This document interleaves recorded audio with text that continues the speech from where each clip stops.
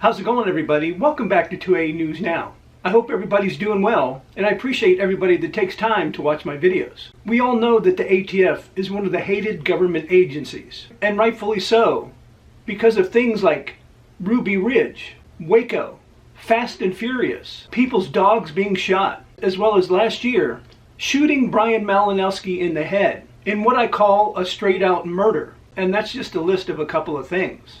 And about a month ago, Senator Rand Paul wanted to get some answers from the ATF about them monitoring people that are making lawful gun purchases. He wanted them to explain what was going on.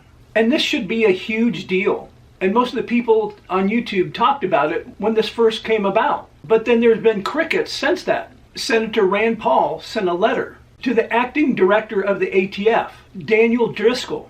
And he just wanted to know information about this program. And how we actually found out about this program is that someone did a FOIA request asking for information from the ATF.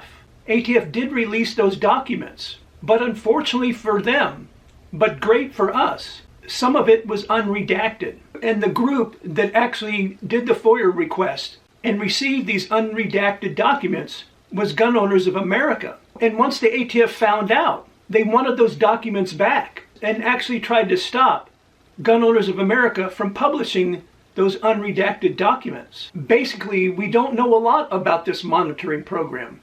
And I guess you could say it's a secret monitoring program, because we wouldn't have known anything about it if it wasn't for them sending those unredacted documents to the GOA.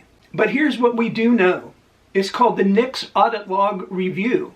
And evidently it's a monitoring system that allows ATF agents to request monitoring of a person or persons. And listen to this, they have a large time frame that they can ask for this monitoring. It starts at 30 days and can go all the way up to 180 days. And all the agents have to provide is the target's identifying information and the potential violations that the person they're targeting might have done.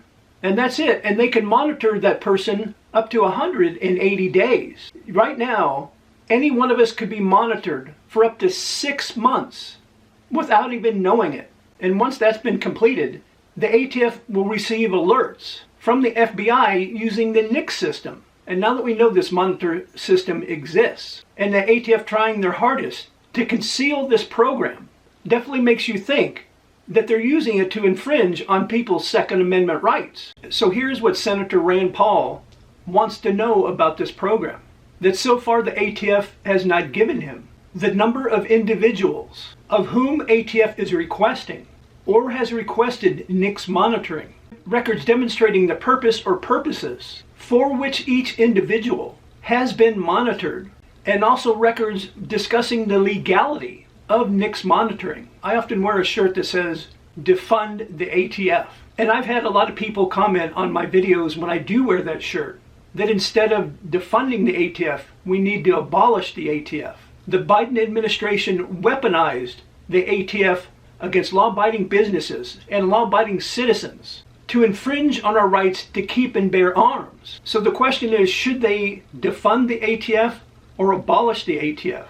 It's time to abolish the ATF and dissolve them into another government agency. And remember this, Rand Paul asked these questions to the ATF over a month ago and still no answer from them. And of course there's been a lot of changes in the ATF and other agencies since Trump became president.